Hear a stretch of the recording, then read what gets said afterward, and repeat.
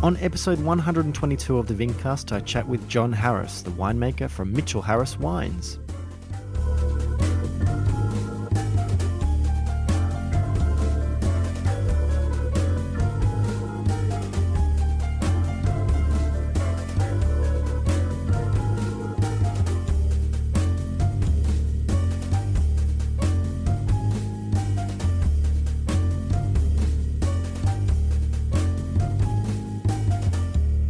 Hello there, ladies and gentlemen, and welcome to another episode of the Vincast. My name is James Scaresbrook, otherwise known as the Intrepid Wino, and we are back with a new episode and quite a few episodes coming up soon as well, which is really awesome. But for this week, I chatted with a long-term friend and former colleague, John Harris, who is the winemaker for Mitchell Harris Wines, based in Ballarat. That is where they have their awesome cellar door wine bar restaurant kind of thing, but mostly making wine from the Pyrenees region. And John came down to the Vincast studio, as it is, and we had a great chat about his background. So I do hope you enjoy the episode. Please do stick around till the end to find out more about Mitchell Harris and how to get in contact with both John and myself. But until then, I'll see you on the other side.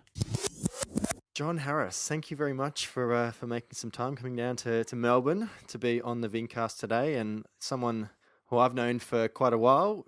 You know, in my early wine career days, we happened to be working for the same company, and so someone I've wanted to have on the show for quite a while. So thank you for being on the show. Thank you for having me.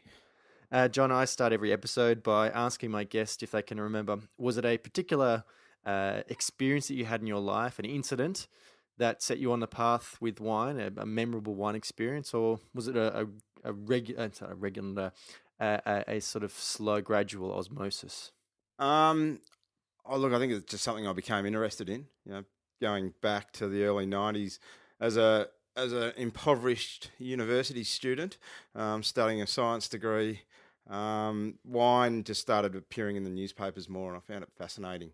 And you know, certain writers, the late great Mark Shield, I was fascinated by his writings. He you know, wine was pretty much an unknown to me, but he wrote about wine in a very unpretentious way that I sort of liked, and it really sparked an interest. And I just started reading more about wine and gradually started drinking wine from a pretty low base, and then thought it was a worthy career, a bit more fun than the immunology and pathology degree I was studying at Monash at the time. Right, okay. So wine wasn't necessarily something that your parents were super into when you were growing up? No, not at all. No, there's occasional bottles, but not much at all. Wow, okay. And what got you interested in science? And where are you from originally? I grew up around Ballarat, okay, which is now home again. So we grew up in a rural area up there. A lot of my friends were going back on the farm, or heading off to Melbourne and studying and whatever. And we didn't have a farm to go back to. We lived in a country area, but weren't farmers. And I studied science at school and thought a career in science was. I didn't know exactly what I wanted to do with science, so I just sort of got into microbiology, and I guess from there, there was a little bit of fermentation was one of the subjects. And were you into beer as well? I was into drinking beer, not very good beer that I wouldn't normally drink now.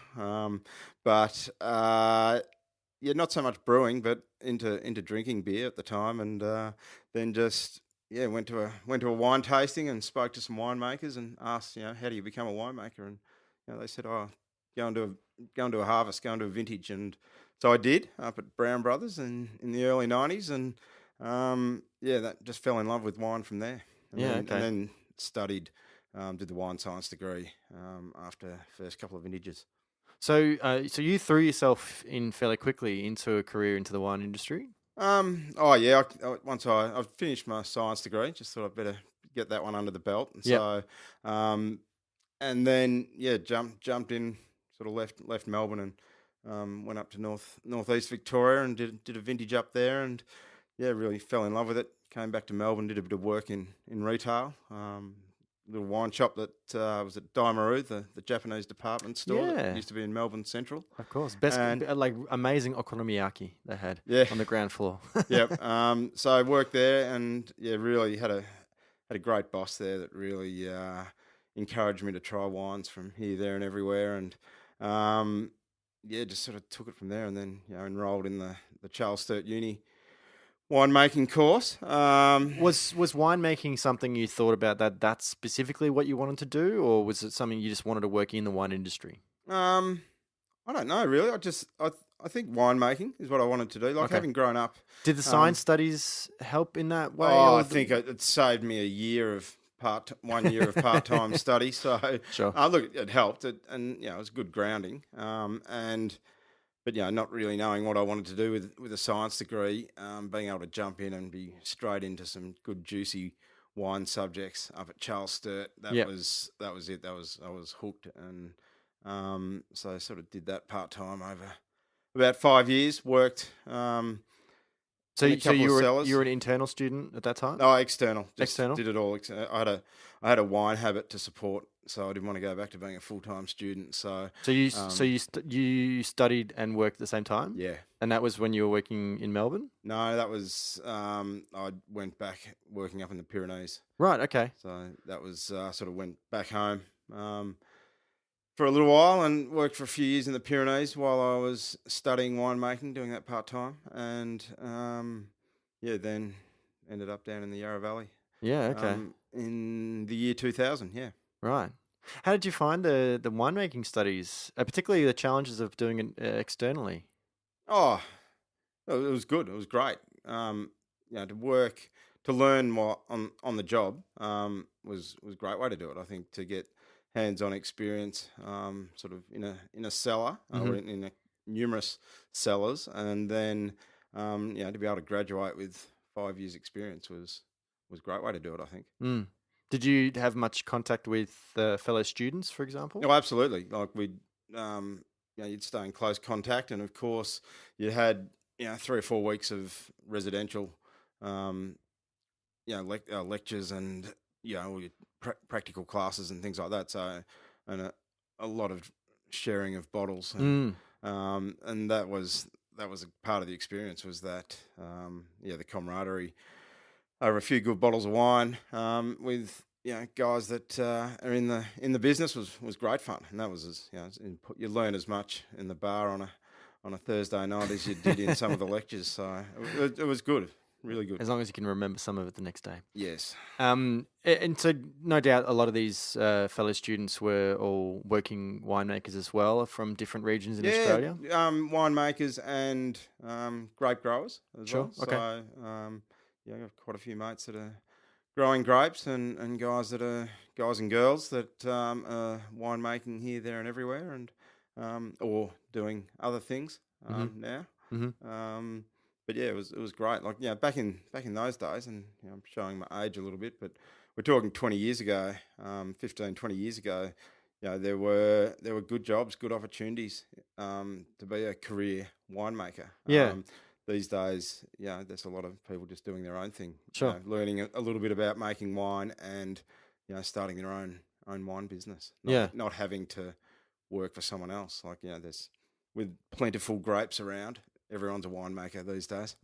Those early days for you, that was very much in the heart of that kind of big second boom for Australian wine, both domestically and overseas. Oh yeah, A lot of really solid vintages, particularly red wine vintages, the late 90s. And then obviously drought kind of Yep. kicked off and never seemed to end. But it must have been exciting. Like a lot of, it was a very dynamic time for Australian wine, and I guess, as you said, there's sort of a lot of growth and a lot of opportunities for career winemakers. Oh, absolutely. It was this is in the good old days. Well, when the wine industry was just exploding, like the massive, when the doubling, the 2025 strategy, or whatever it was, where they're going to double, Australia's exports in the area of vines. That happened not in 25 years; it happened in 10 years, I think, wasn't oh it? yeah, or less, Yeah. 5 years. Yeah, They yeah. planted all the grapes, and so and there was great times for growth. The UK and the US were discovering Australian wines and Australian sunshine in a bottle and big ripe reds and all these things. There was it was great. It was great fun for a long time there, and then the oversupply sort of hit a few years later. Sure. You were working these days, as you were saying, there a lot in the Pyrenees. Yep. Which obviously it's a region close to you now, but Yeah. also from where you're from originally. What was what was it like in the Pyrenees region back in those days? Was there a lot of development going on there as well? Oh, I think a lot of the development in the Pyrenees was sort of or the early development was really in the 70s, where the big guys got established, your Taltanis and Blue Pyrenees, and but then there were lots of plantings there and all these tax minimisation schemes. There were a couple of big vineyards planted there, and so they were big projects, but there were still quite a few. Just the businesses that had been there for 20 years or so were still doing their thing, and it's it hasn't changed a lot. Really, the Pyrenees. Thankfully, there hasn't been too many big vineyard plantings since. The last thing we want to do is contribute to the oversupply, but so it's good. There's good demand for fruit in that part of the world. It's still a somewhat marginal region for great production. It is on the cooler side, so it's not necessarily a big irrigated zone like you find along the Murray or something like that. Yeah, I mean, water is the biggest limiting factor. Yep. In the Pyrenees, and certainly through the last 10 to 15 years with a changing climate, there's been some very challenging vintages in terms of drought. But and we had a wet one in 2011 with lots of flooding in the area. But it's good. There's some great vineyards in the Pyrenees, and from sparkling, there's very good sparkling producers up there as well. And then, your full-bodied reds probably capture the most attention. I think around 50% of the plantings are Shiraz and Cabernet Sauvignon, and then Chardonnay and a bit of Pinot for sparkling, and then Sauvignon Blanc. And now we're seeing Italian varieties and Spanish varieties emerging as well. So it's good. So taking it back. Yep. You finished your studies. How long after you finished your studies did you start working in the Yarra Valley? And this was pretty much for that was Chandon? the year 2000. I started at Chandon. I'd finished studying the year before, so graduated early 2000, and then one of my colleagues from Charles Sturt Uni asked me to come and work at Chandon, come and do vintage. That was James Gosper, and we were good mates. So I came along for vintage and didn't leave. So the timing was right. They were going through expansion and very much so. Growing. That's what I was thinking. I sort of got in at assistant winemaker level there, and over sort of worked my way up to sparkling winemaker, and did that for a few years before deciding it was time to head home. When you joined Chandon, what was the winemaking team? How many? There was a chief winemaker and a number of assistant winemakers, or sort of there wasn't section really. winemakers. There was a couple of winemakers. There was sparkling was a big part of their business. So you had a sparkling winemaker, essentially an assistant winemaker who also did lab work, and a couple of cellar hands, as well as Tony Jordan was overseeing production, was CEO and senior winemaker, I guess. So it was a smaller team. I was out there a few weeks ago. It's a different beast now. Yeah, I'm a former guest of the podcast. Dan Buckle obviously has been in charge for a few years now, and seeing some of the recent developments, and obviously Keithy and Glenn have been they've all been working on this new project, which is was interesting to read about. But at the time, obviously, there was a lot of expansion going on, and sparkling wine continues to be obviously the hugest part of their business. But what experience did you had with sparkling before then, and did the experience at Chandon really get you interested in sparkling wine? Oh, absolutely. I had very little sparkling experience before Chandon. It's exactly like me when I started the cellar door there. Yeah, so I'd had plenty of cellar experience, but hadn't done traditional method sparkling wine. So was it a bit of a culture shock? Oh, not a culture shock. It was a learning curve. Sure. It was fascinating, like tasting. I remember my first assemblage tastings and going in and trying to write all these intricate notes about flavors and aromas of base wines, which is Hmm. really hard to get a lot out of some base wines that can be not as generous. A lot And more neutral than yeah, table but and wines then and higher but acidity. and talking with the likes of Wayne Donaldson and Sure. James there and Tony, and you started talking instead about flavour and aroma, thinking about palate structure and acid and phenolic interactions in the mouth, and describing base wines in terms of their structure rather than flavour and aroma first. Generosity and length, and that was quite a change. And then going looking at all the individual components, and looking at blending and how they different base wines go together. So that was certainly a learning curve. And then just the whole traditional method process, what's involved. Was new to me at the time. Became very familiar after some time.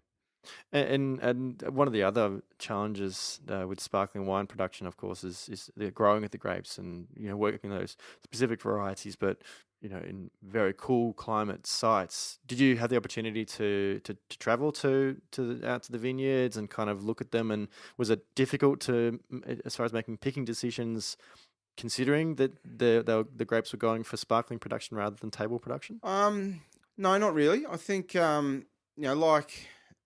like any, depending on whatever wine style you're making, it's all about tasting Sure. and how the grapes taste. But you also, you pick grapes and you taste grapes with a end purpose in mind. So if you're wanting to make really fine, delicate sparkling wines, you're looking for different things. If you're making full-bodied reds, for example, and so we'd spend a lot of time.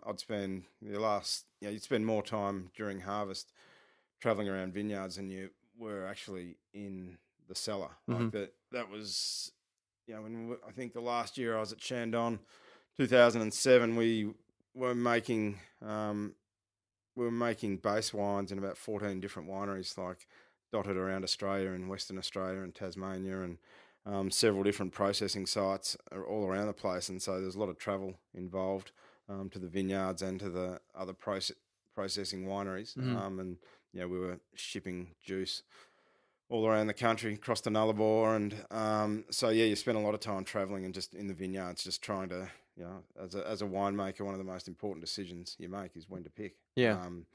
And that applies for still wines as it does sparkling.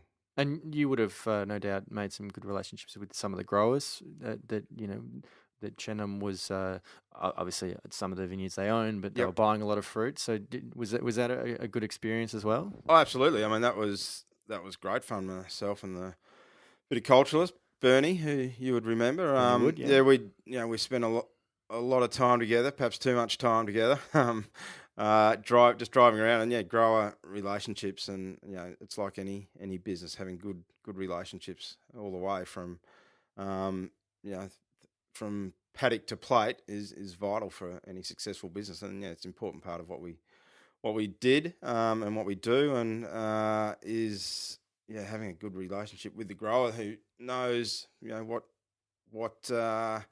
what you're after in terms of fruit, in terms of quality, quantity, and how to manage the vines is it's vital. You can't make good wine without getting good fruit and having someone to grow those grapes with a bit of care and attention. Did you have any soft spot vineyards that you were working with? There's always favourites, and not ironically, but coincidentally, now it's one vineyard that we're now working with. There you go. It used to be the Portree Vineyard in the Macedon Ranges. It grew fantastic Chardonnay and Pinot for sparkling, and new owner Ben Rankin, who's a winemaker at Galley, and he's Future guest. future guest. So him and his wife Sally have bought that property, and Yep. and we're now lucky enough to get a couple of tons of Chardonnay from now the Willamee Vineyard, as it's now known. Mhm. And it's fantastic fruit, beautiful fruit. It really provides the core for our sparkling wine, Mhm. Sabre. So it's great. It's our sort of starting point for the blend. Another important part of the traveling thing would have been getting out into the market, and no doubt you would have, in different states of Yeah, Australia, but also into export markets. Was that yeah, an interesting oh, experience? it's great. It's always good to get out in the market, especially when I was younger, the travel was a good part of the job. It loses its novelty after a while, but yeah, we used to. I'd probably spend 7 weeks a year in international markets and probably 3 or 4 weeks in the domestic market. Yeah, promoting the wines, doing tastings here, there, and everywhere, and it was a great way to see the world. Combine that with other winemaking visits and technical visits to some of the other estates and other wine Spend, growing regions. spending a bit of time in Champagne, no doubt. Yeah, we went there a few times. It was good. It's the knowledge base there and the sharing of knowledge with the parent company at Chandon was very important. hmm So, when you made the shift away from the Yarra Valley back Yep. to the Pyrenees, you started working for Mount Evoke, Yeah, I I was at Mount believe. Avoca. Yep. Yep, and that was also when you started the Mitchell Harris Yeah, we did. project. Part of that was we had in mind that we were going to start. I wanted to make my own sparkling wine. I couldn't do it while I was working at Chandon, so that was part of the motivation. Was to if we want to do this, we needed to have a real job to pay the bills. You can't just flick a switch and start generating money. Not if you're trying to make traditional method sparkling wines. Yeah, I It know. takes a long time. So yeah, I had a real job, and then just started making a bit of wine. We made the first grapes we picked were some Chardonnay and Pinot Noir from Macedon hmm for Sabre, the sparkling wine, and it was knowing that it was probably going to be 4 years before that wine was going to be released, and you've already invested a lot of money. We decided to start developing the Mitchell Harris brand, and I was making wine for a few people up in the Pyrenees, and Yep. so I bought a couple of barrels of various bits and pieces and put my own blends together from those other contract clients that I had, and we released the first wines at the end of 2008. Was there any particular idea in mind for Mitchell Harris? Was it just sort of wines that you liked, or did you wanted to have possibly a regional focus? What did you have in mind apart from Um, making great wine? Very much regional focus. Like we try to work with vineyards around our hometown of Ballarat, Yep. and so the Pyrenees, there hasn't and there isn't, fruit available much in the Ballarat region. It's very very tiny. Chardonnay and Pinot Noir hmm mainly. But up in the Pyrenees, there was a bit more fruit available, so we. I guess looked at their strengths, Shiraz and Cabernet Sauvignon initially, and then also a Sauvignon Blanc in the Fumé style, which has quickly become our biggest selling wine, the Sauvignon Blanc. Where did the inspiration for that one come from? Were you influenced by any particular styles or Well, I guess region? from time at Chandon, sister company Cloudy Bay, Sure. the Tococo barrel fermented Sauvignon Blanc, I Yeah. guess, was of real interest. And so, yeah, right from the get go with the first Sauvignon Blanc that we made in 2008, we decided we'd do that barrel fermented and sort of wild yeast fermented style, just a bit more, we're talking back in 2008, I think it was almost peak Savalanche, if you like, from New Zealand. So Marlborough Sauvignon Blanc was just dominating the market, Mm. and so we wanted to do something completely different to that. And knowing that we get some good results with Sauvignon Blanc in the Pyrenees, slightly warmer, getting less of that herbaceous sort of character, and combined with a bit of barrel fermentation and lees aging, gave us a good sort of full-bodied textural Sauvignon Blanc that we really like to drink. hmm Basically, it was And it's slightly more interesting with food as well. well, exactly. It's much better food wines. I mean, some of those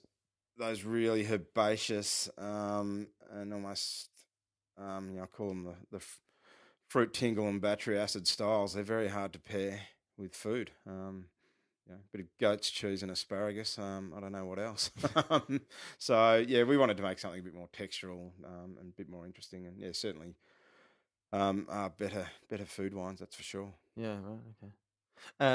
So you're making the wines in the Pyrenees at this stage? Yeah, I was making them when I was at Mount Avoca, so had a couple of barrels in the corner, and yeah, I was one of about 5 other contract clients we had at the time. Mm-hmm. So yeah, we were doing that, and I think after about 4 years, it was time to go all in. And around that same time, I think we realised that we wanted to set up we needed a place to call home. We didn't have our own winery, we didn't own any vineyards, and so we started thinking about doing the urban cellar door, if you like, and in Ballarat, there wasn't really anything quite like it, and sort of not much in the way of wine bars. So There's still not much quite like it, really. Like I don't know a lot of, like you say, like cellar doors in towns. yep, It was something that I encountered a lot in the US, particularly, in the western states and California, Oregon, Washington. I found that like there'd be these little sort of hubs of maybe a dozen different yep, sort of wine brands, and they had like a little shop front, and that was basically their cellar door. It was not very common. Only the really big or wealthy wineries that actually had cellar doors yep. at their winery. Well, looking at the success of, say, Giant Steps in Hillsville, Yeah. when we were living out there, and we thought, well, it's working up in the Pyrenees, you'd be lucky.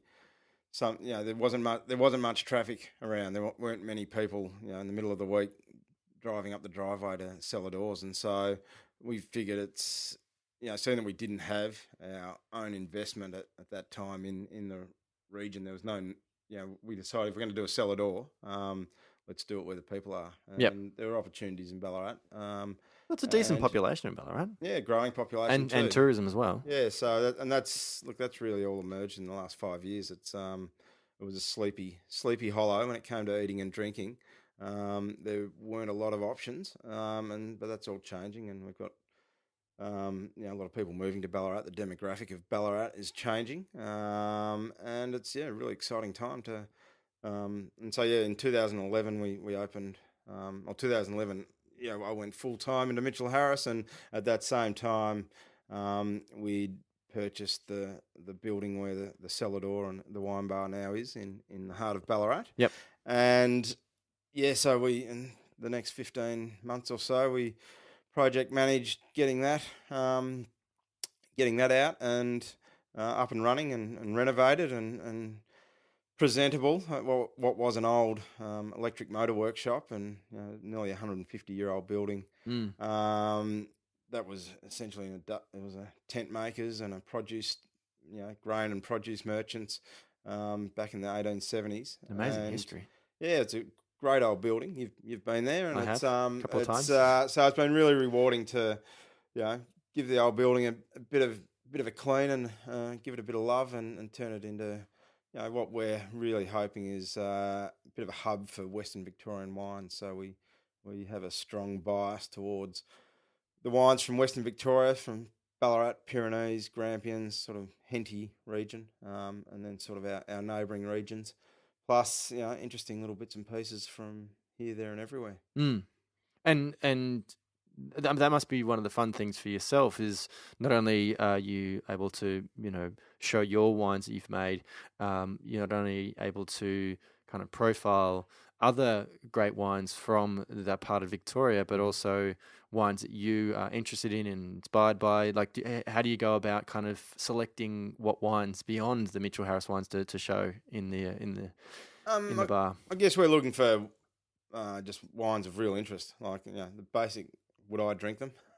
It's really trying to support the guys that aren't getting floor stacked in the big supermarket chains, Sure. or getting stocked in every cafe and pub around town. It's like really something that might not be the only place you can get it in Ballarat, but it's something that isn't stocked everywhere. That and something that's a really good drink. When it comes down to it, it needs to be something we all like to share and want our guests to enjoy. And Hmm. so, yeah, and we thought part of our reason for being is that, yeah, we wanted it to showcase the best wines of Western Victoria and sort of encourage people to get out and about, get out to the regions, go and visit your cellar doors, come and have a glass with us in the evening, and then jump in the car the next day and go out and visit the Pyrenees or the Grampians, and Yeah. um, yeah, because that's where the value is for the winemakers, is people coming up the driveway. That's where it's at, and really promote the region. What was the idea as far as the food offering? Oh, look, it constantly evolves. Like in the early days, it used to be something that I could plate up and prepare. And it's really good things to go with a glass of wine is the basics. And so we have your cheese board, produce boards, and it varies. Quite a seasonal menu, so we change it regularly, and it just needs to be good things to have with a glass of wine, really. Mm. And that it varies in complexity. We're now offering Japanese Oh. lunch on Wednesday and Thursday, which is becoming really popular. One of our Do you one have of our guest chefs come in for that sort of thing? one of our chefs is trained Oh, and cool. is doing a great job. So Albert does a great job on Wednesdays and Thursdays. And Japanese food's great for a glass of wine, glass of bubbles, or Yeah, something like that. especially with It's sparkling perfect. wine. Yeah. Um, how has the range of wines that you make evolved over the years? Like, there's probably a Yep. little bit more now than there were in the early days. Yeah, there is. Look, when we started, we wanted to make sparkling wine. Like, there were quite a few people, not unlike ourselves, starting their own little wine businesses, and often making Chardonnay or Pinot or Shiraz, depending on where they were. And so we went in probably somewhat foolishly, because it's a bloody expensive exercise Mm. making traditional method sparkling wine. But that was our strength. That was And there's a and still our growing passion. market for sparkling wine as well. Yeah, it's we can't. Well, we could make more, but so yeah, we started off with the Even if you did, we have Sabre. to wait a few years for it. Oh, absolutely, absolutely, and depending on the season, we don't make a heap. We're talking a few hundred cases of sparkling. Yep. And we also, and then right from the get go, we did a Sauvignon Blanc, as we talked about earlier, a Shiraz, that sort of cool climate, elegant style of Shiraz, or cool climate style. So more the spicy, elegant. When a lot of guys sort of up in our part of the world were aiming for bigger is best, we Hmm. were sort of picking a bit earlier and trying to get something with a bit more finesse, if you like. And then Cabernet Sauvignon as well still is pretty strong for us when it's, um, it's a pretty challenging variety at the moment out there in the market, but a region that a variety that the region, the Pyrenees, does really well. And Mm. so, those three varietal wines have been the core of our business. And then, it's, as a winemaker, it's irresistible when people call you up and say, right, I've got a ton of Sangiovese, or are you interested in Mataro, or would you like some Grenache? And so, we have, over the years, we've done a Mataro, Sangiovese. We've got the last of those wines from 2014. We haven't continued with those. And then this year, very exciting for us, we have made some Chardonnay and Pinot from Ballarat fruit.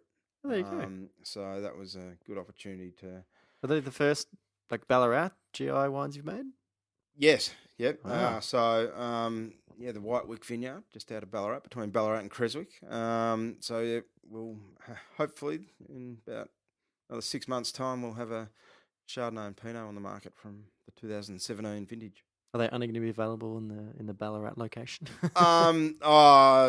Depends how good I am at getting out there and selling them. Look, they'll certainly be available at Cellador. There'll only be probably 100 dozen of each. It's only a small make, but that's enough. Now, one of the amazing things that you've done as far as getting people to come and visit, coming to Ballarat, was you've been doing the urban winery project more recently, and punters are able to come and learn by doing as far as how to make wine. Yeah, absolutely. The curious winemaker, we call it, and it's a year-long project where a group of our customers and or whoever really gets to make a barrel or two of wine, and we make that in the wine bar out the back in Ballarat. And so I bring the fruit in. We've made Shiraz the last few years, and so we have about 30 or so people pay up, and we start out in the vineyard. A couple of years ago they pick the grapes. I bring them into Ballarat and we ferment them out the back of the wine bar. And then throughout the year, we'll do a couple of tastings and just like benchmark tastings, taste lots of different Shiraz from all around the world. And then at the end of the year, we bottle it up and everyone gets a box of wine with their name on the back as the winemaker. And that's been a really good exercise. It's really good for me just to be, it's all hands on. The wine barely gets pumped. It's all just hand pressed and bucketed and siphoned, and it's really good just to be able to make something very interesting and different to our our commercial range of wines. And it's really satisfying as a winemaker just to pare it back to just the bare basics, to be able to do it without fancy equipment and just some good fruit and all hands on. It's good. I think the people that are doing it, are participating in it, really enjoy it as well. We've got people that have come back doing their second and third years of winemaking because it's good fun. We've got couples doing it, retired couples, groups of mates. It's good exercise. It's a good Fun. gift. Yeah. If you have someone in your life that is really interested in wine, why not buy them for Christmas? Perfect. A membership for the 2018 project. Yeah, it's got a few people signed up already. So it's good. One hogshead will be about 25 people will get a case of wine out of that, and plus a couple left for us, and a couple to sell in the cellar door as well. People can actually taste it and like before they get it, try before you buy one. Yeah, it's just a really good, as a wine business, it's a good way to engage with the public and build the fan base, if you like. It's good. Sharing with them that first experience that you probably would have had when you first started making wine and kind of going, oh, cool. It's like doing something with your hands and ending up with something that you've made.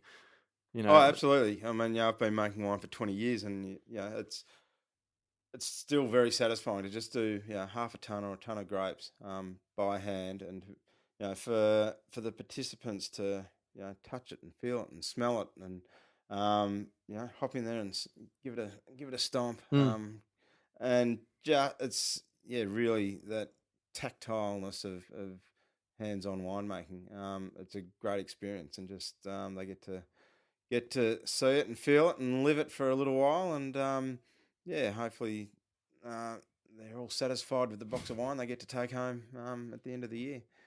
Absolutely. Well, look, as you said, I have had the great pleasure of visiting the cellar door. I've actually opened one of the Mitchell Harris wines on my YouTube channel, and also one of the wines for the Curious Winemaker project. Yes, our mutual friend Alicia very generously gave me one of her bottles. All right, yeah, you tried that. I did, and I shared my experience on the YouTube channel, so that was fantastic. But I really do encourage people to head out to Ballarat. Obviously, like you were saying, there's a lot more going on there now. Some really exciting places to eat and drink, and get out, explore Victoria. There's so much more exciting stuff. Obviously, Yarra Valley, Mornington Peninsula, very developed as far as tourism. But head out to some of the other regions of Victoria because there's some really beautiful parts, particularly that Western Victorian part. Absolutely. But thank you, John. I really do appreciate you making the time and coming and recording here in the Vincast studio. Would you like to share with people website, social media channels? I guess. On the usual channels, we're our website, mitchellharris.com.au. We're on Facebook and Twitter, and lots of nice photos on Instagram as well. We shouldn't be too hard to find. So, we look forward to seeing people in Ballarat at our cellar door. And we're only sort of an hour and a bit up the road from Melbourne, and easy to get to. Fantastic. But you've brought along some wines for me as well, so I'm really excited to open up the wines on the YouTube channel and see what's been happening. But thanks again for being on the show. My pleasure. Thanks, James. And thank you, listeners, for joining me on this episode of the Vincast. I have been James Garesbrook, otherwise known as the Intrepid Wino, and you can follow me on social media at Intrepid Wino on Instagram, Facebook, and Twitter. And you can find the podcast on Twitter at the Vincast. I'd love for you to come and visit me at intrepidwino.com. There's lots of different content there, as well as ways of getting in contact with me. And please do check out some of the YouTube videos on my YouTube channel, Intrepid Wino, including my video tasting Mitchell Harris wines. And thanks to John, of course, for donating some bottles to for me to taste. I'd like to thank, obviously, Earbuds, the podcast network here in Melbourne, for their support ongoing. Please do check out some of the other fantastic podcasts on the Earbuds network. You can find them on Facebook and online as well. Please do subscribe to the podcast on iTunes, Player FM, Stitcher, Podbean, any number of different podcast sharing programs. Subscribing means you get the newest episode as soon as it becomes available. And you can also leave a 5-star rating and a review, which really does help me reach more audience and provides great feedback to listeners, guests, and myself. So please head to any of those platforms, particularly iTunes, and leave me some feedback. But guys, until next time, bye.